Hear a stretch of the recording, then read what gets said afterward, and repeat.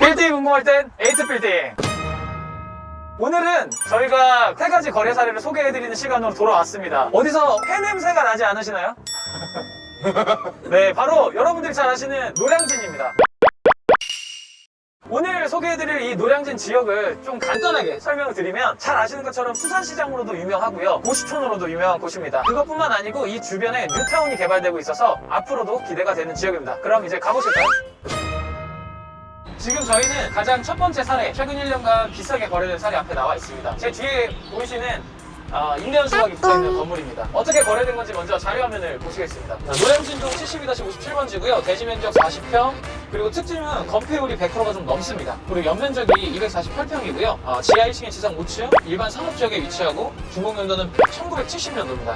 엘리베이터 주차 모두 없습니다. 거래 정보는 2019년 7월 22일 날 매매가 83억, 평당 2억 630만 원에 거래가 되었습니다. 공공물의 특징은 이제 건폐율이 조금 105%로 오히려 대지 면적은 건물이 넘어섰는데요. 이 특징은 두 가지가 있습니다. 첫 번째는 대지 70평 규모의 건물이 올라가 있는 것과 같기 때문에 그만큼 임대료가 많이 나온다는 거고요. 장점이 되겠죠. 그리고 두 번째는 이유는 정확하게 지금 알 수 없지만 측면이나 전면에 본인의 땅이 도로로 편입되거나 하면서 이렇게 건폐율이 넘어선 걸로 예상은 해볼 수 있을 것 같습니다. 이 지역의 또 특징은 일반 상업지역이기는 하지만 전체가 획지 개발로 묶여있기 때문에 단독 개발을 할 수가 없습니다. 따라서 구역 전체를 재개발해야 하는 그런 지역이라고 볼 수 있겠습니다. 두 번째 사례 앞에 나와 있습니다. 최근 1년간 가장 저렴하게 거래된 사례입니다. 제 뒤로 보이는 저렇게 파란색 펜스가 쳐진 저 건물입니다. 지금은 리모델링을 진행 중인 걸로 보여지는데요. 우선 내역에 대해서 먼저 보여드리겠습니다. 주소는 노량진동 28-6번지고요. 대지 면적 44평, 연면적 217평, 지하 1층에 지상 4층 규모고요. 용도 지역은 일반 상업지역입니다. 준공연도가 1968년도로 굉장히 오래된 건물이고 엘리베이터 주차 모두 없습니다. 그리고 작년 20년 7월 27일 날 매매가 27억, 평당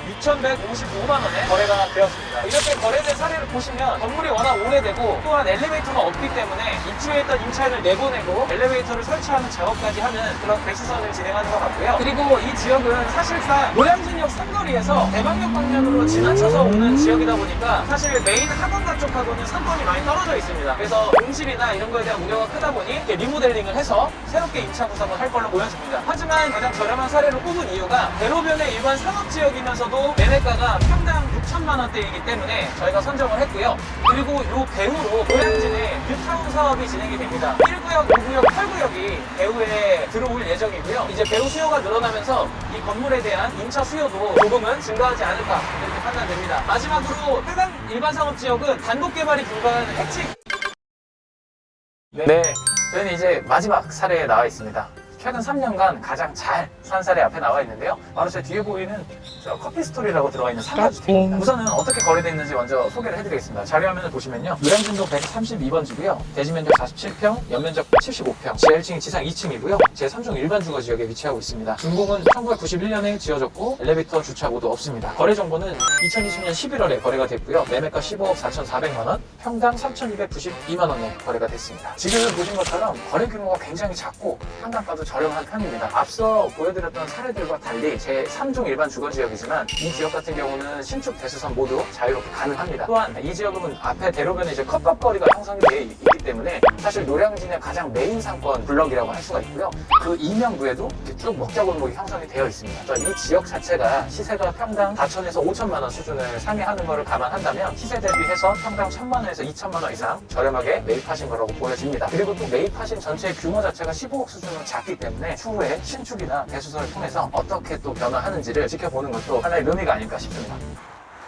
네, 이렇게 해서 저희가 총 3가지 사례들을 소개를 해드렸는데요. 마지막으로 이 노량진 지역에 대해서 앞으로 어떻게 변화할지 한번 그것에 대해서 정리를 해드리겠습니다. 우선 이 고시원을 중심으로 고시촌이 형성되어 있던 상권은 사실 코로나와 인터넷 강의의 활성화 등으로 인해서 조금 침체가 되어 있는 느낌이 들고요. 그리고 저희가 기대하고 있는 거는 바로 이 뒤에 노량진 뉴타운 강남만큼이나 많은 아파트의 가격이 상승이 이뤄지는 지역이 되지 않을까 이런 생각이 됩니다. 어떻게 발전을 할지를 지켜보는 것도 묘미가 될 것 같고요. 그거와 더불어서 어떻게 상권이 변화를 할지 이런 과도기에 있는 지금 시점을 정확하고 냉정하게 바라봐야 될 것 같습니다. 빌딩이 궁금할 땐 에이트 빌딩 구독, 좋아요, 알람 설정 부탁드립니다. 자, 저희 컵밥거리를 먹으러 왔습니다.